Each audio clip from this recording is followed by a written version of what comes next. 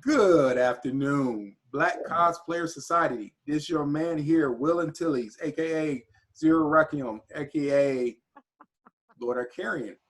So we're here today with a new interview for you guys. But before we do that, let's check out my shirt. Here it is, StandTallInternational.org. Go ahead, check it out, and donate. And here we go. And you are writer, director, producer, Margie Jordan Curtis. Yeah, you got it right this time. What's up, Will? What's up? How's it going? Who are you? You just gave my name, so that is my name, Margie Jordan Curtis. The society don't know who you are. Okay, so tell us about it yourself. Okay, so what is it that you would like to know, society? Go at it. Ask me a question, Will. Well, okay, so writer, director, producer. How did I get my start? That's the typical question that most people will ask. Well, you know me. I do. Or do you? But so how did you get your start? So growing up, I loved to watch movies just like any other child. But the difference for me was I had this insatiable curiosity on how it all came together. So by the time I was 8 years old, I was hooked on black and white movies. And by the time I was 10, I pretty much knew what I wanted to do. I got into theater and started to producing, directing. I taught community theater during the summer. I did television and commercials. And I was chosen as Orion Pictures, one of Orion Pictures. I remember Orion Pictures. Do you remember Orion Pictures? Yeah, they're called something else. Orion, yeah, that's it. We're dating ourselves. Okay. But you know what? I was young. We both, hey, that's a dirty word now.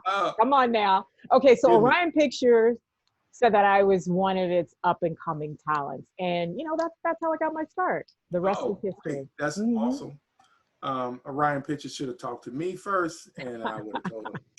But you know, we're talking before, you know, because we know each other. Right. Sorry, world is who you know.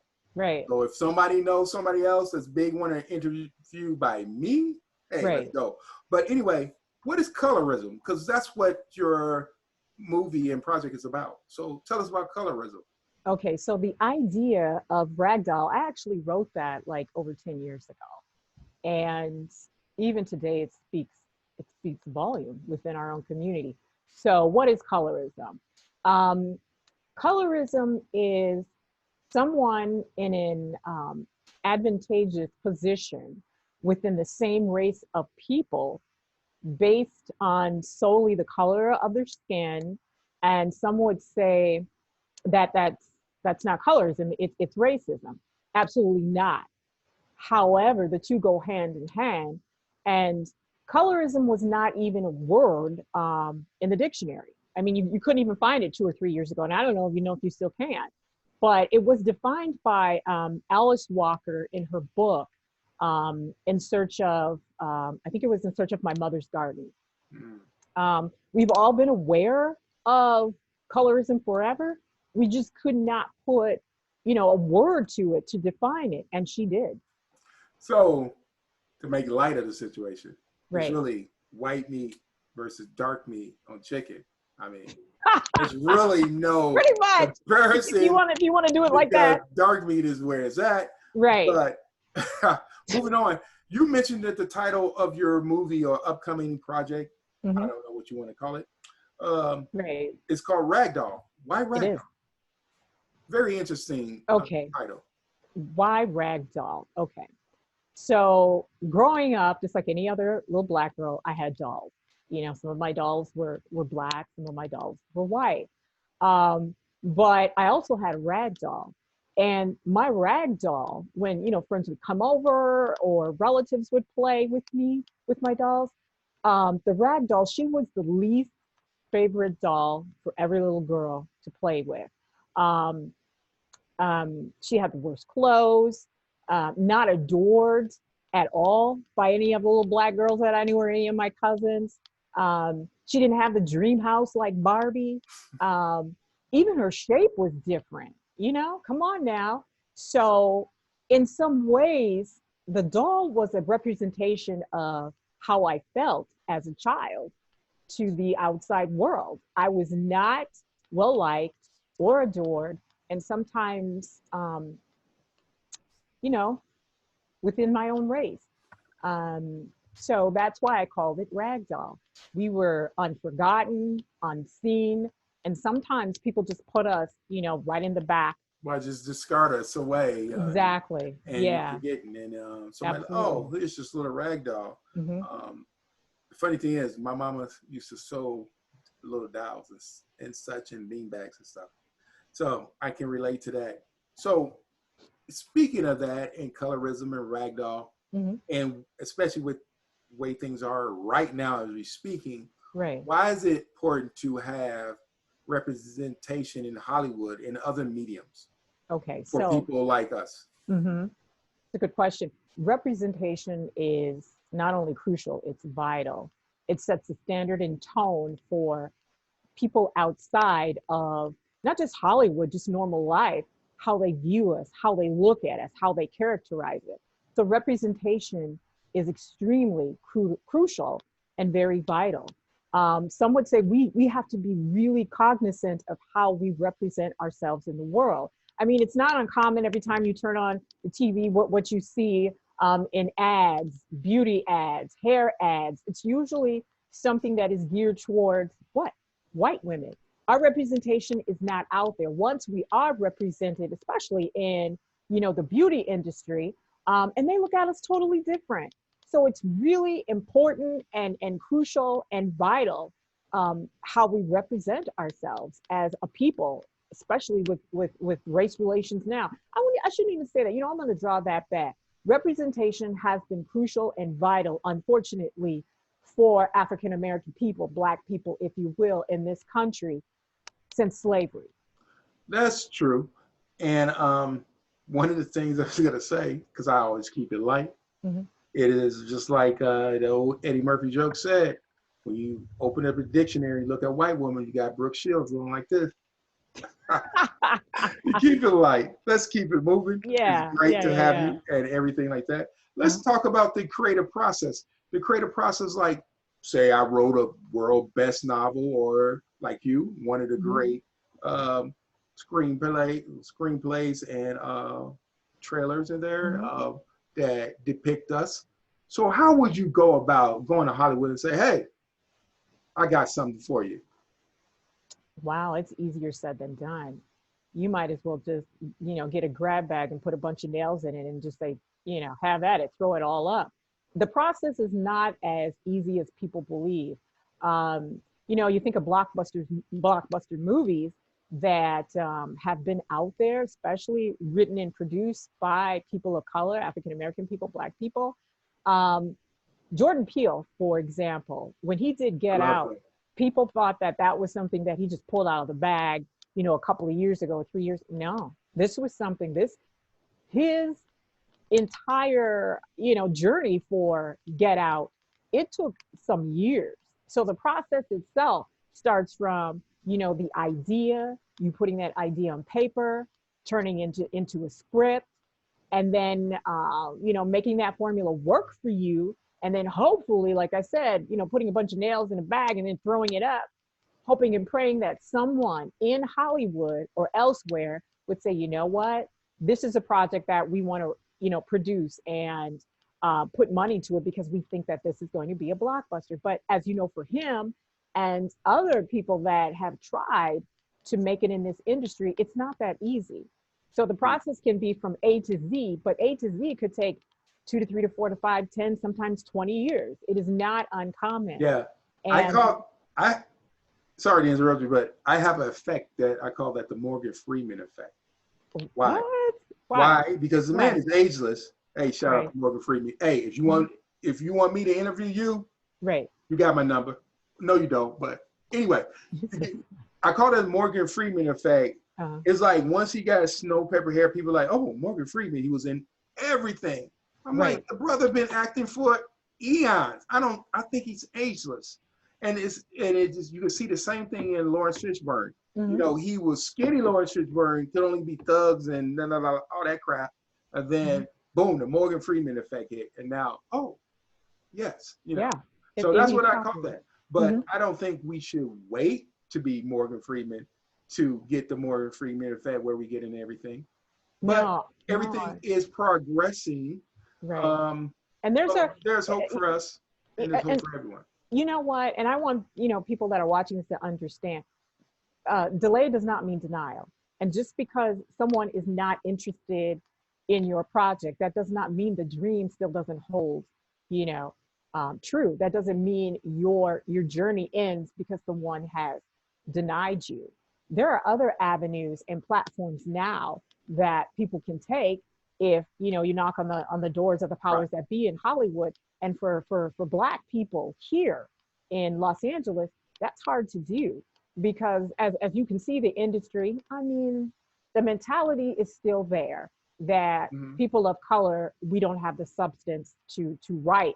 There are not movies that Black people would want to see or anybody else would want to see. Isn't that interesting? Or the fact that we don't, our money, does not, call for big blockbusters to make it to the top. We spent a lot of money. Right. And Black Panther, that proved that. I mean, Wakanda forever. Exactly. Baby. Yeah. So, Hollywood has been sleeping on African Americans for a long time. And I think that maybe it's the time. Surprise. Like, ooh. Yeah, exactly. Did you guys do that? I did not know you guys had that. Ooh, it was so really positive. It's so it's exactly. Ooh. And in that light, there are genres that people of color and Black people would like to see. Black people have love movies, make romance movies. We make movies where other people will want to see. We make documentaries, we make comedy. So the idea that no one would want to see this because the Black people, African American people, whichever term you want to use, it's ridiculous today, Yeah, that's true. So let's keep it moving. I got a very interesting question. Sure. One of my favorite, not like favorite movies where I'll break it out, but I did write a poem on it called Their Plight. So there's a movie called For Carla Girls. What is the differences and what is the similarities of Ragdoll to that movie? Wow, for color girls who've considered suicide when the rainbow is enough. One of my favorites. Into Zake Shange, as you know, she wrote that is a poem, and a lot of people here. This is why I'm here to educate people. Wait. Hold on. Let me interrupt. Oh yeah, I burned a brain cell. I learned something. Let's go. You know what? Typical Will, classic. But I think it was like back in 1976 when she wrote that. And but that didn't come out. See, that's the Morgan Freeman effect. Right, something like that that's so powerful. Yeah, it still reigns true for today. In 2000 something. Right. I don't know. Look it up, people. But however, it started off as with someone she met at a dance studio and decided to turn it into, people believe that it is a theatrical production. It's not. She called it a choral poem. And what that is, it is choreography to a poem. So when she comprised this, I don't think in her mind, and I don't want to talk for her, as you know, she died a couple of years ago. And the premise for it was for it to be in a theater, clearly, but it was choreography mixed in with this beautiful poem that she came up with. The similarities that I can't even, compare what she's done with For Color Girls to Ragdoll. However, the difference is that mine is about colorism and interracism. Hers was more so a plight of, oppression for women, racism and sexism at that time. But the two kind of coincide because it has to do with loving oneself as being a Black woman, loving who you are, all you are, from, your nappy, kinky hair down to your wide hips. So in that aspect, we kind of are on the same, you know, in the same genre. Interesting. So are you did, okay, did For Color Girls influence you at all in this? No, actually, it didn't. And fortunately, I had the opportunity to actually see that production back in the 70s as a little girl. Um, it did not influence me. However, there are a lot of poets, a lot of people that were in the industry that you didn't hear about, that did influence me. My um, greatest influences were people that I grew up with. Definitely my parents. My inspiration came from Black people, little Black girls like myself, being told that you couldn't and you won't and you don't. And hearing that all my life, that inspired me to say, if you say I can't, I'm going to say I can. And if you say I won't, I will say I will. And if you say to me, you don't, I will say I do. So that was my inspiration, knowing as a child something wasn't quite right within our own, community of Black people because of the darkness of my skin. I liken it to, back in slavery when, they would separate the Right. field Blacks and the house Blacks. So the lighter your complexion was, the closer you were, to white. And Right. this is something that has plagued our community since slavery. And it's just beyond time to have the conversation, beyond time. Would you say, I'm kind of getting off topic of the selected questions, Mm-hmm. but would you say that colorism had its roots in Jim Crow, or would you say it was Jim Crow was just the written doctrine that came about 75 years or so after slavery was abolished, Mm-hmm. or that was this colorism was always a way that it was done throughout American history? Colorism was done from the beginning of time when slaves were being treated poorly if you were a darker slave. But if you were a lighter slave, you got better treatment, preferential treatment. That ethnic brainwashing, I believe, was done for a reason. And, it's plagued our community today, where growing up as a young girl, would see some of the music videos, and the majority of the young ladies that were in the music videos didn't look like me. They were the lighter skin, the Right. short hair, thinner lips and smaller noses. You didn't see that, you know. Black, and there used to be a slang we used to say, if you're white, you're all right. If you're brown, stick around. But if you're Black, get back. So that's what I that heard of told that. me Once about. again, I'm aged. See, you're a little bit younger than me, but Black don't crack. We look great. So yeah, I will say that it was comprised and well thought out plan, at the beginning of slavery, right Okay. when it happened. Yeah. All right. All right. Let's move it on. That was a little deep, way deeper than for my Black Cosplayer Society. But Okay. you youngins and Odins and you younglings, all of that, you may learn something here. Look it up. It's free information on the internet. But anyway, so I know I asked you this before in person, but I'm going to go ahead and ask this. Who is the ideal actor or actress to play a role in Ragdoll? Whether it's the main role, side role, or well, I don't know if they call side roles, but you know what I mean. Right. I understand what you're saying. You did ask me that question once before, and I think I gave you an answer. So I'm not going to divulge what that answer was. I really had to stop and really think about what I was saying, because if you think about it, there are so many Angela Bassett's. There are a lot of Tiffany Haddish's, Queen Latifah's, Cicely Tyson's that are out there that just not have had the My grandma opportunity knew Cicely Tyson. or the chance. For real? Wow. My grandmama knew Oh, a lot of people. wow. That's impressive. I'm just saying, However, she just knew a lot of people. however, there are, young African American Black people that have not had the chance. So my idea, actor or actress lead, um, would be someone that has not had the opportunity and they are just waiting to land that role, that part.